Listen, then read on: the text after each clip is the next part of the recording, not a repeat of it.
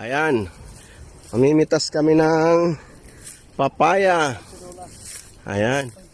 Pang tinola kasi mananahalian kami ngayon. Sarap kaya magluto-luto sa bundok. Kaya ayan mga toma. Kubo sa kubo. Yung iba doon nagsasaing na. Kami naman nanguha kami ng papaya para sa ulam. Tinola. Ito may hinog na to. Yung isa ayan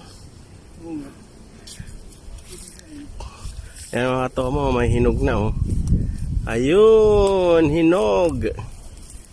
Wow, rapsa. Ayan mga papaya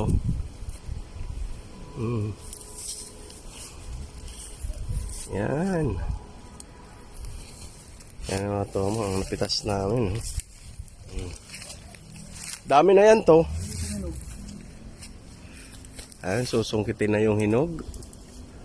Ayun. Yun, saglit lang, nalaglag na. Talagang hinog na. At ang aking laging kasama, ayan, ang aking dayday. Sanay na sanay ito sa galaan. Ayan, Day, kuhin mo na yung papaya, Day. Ayan, may mga dragon fruit.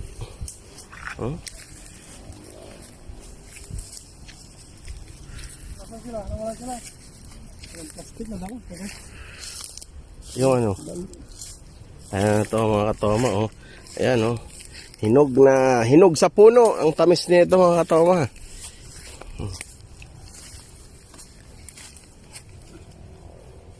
Ako na nitong panungkit. Ayan si Dayday Yeah. Yun. Sarap talaga ang buhay sa bundok. Ang dami, pag marami kang taniman, mga prutas, mga gulayin. Ayan. Sarap. Ayan, muli mga katoma. Pupunta na kami doon para ano ba yun? Balatan na ang aming napitas na papaya. Muli mga katoma. Enjoy lang po tayo mga katoma at ingat po tayo palagi. Babush!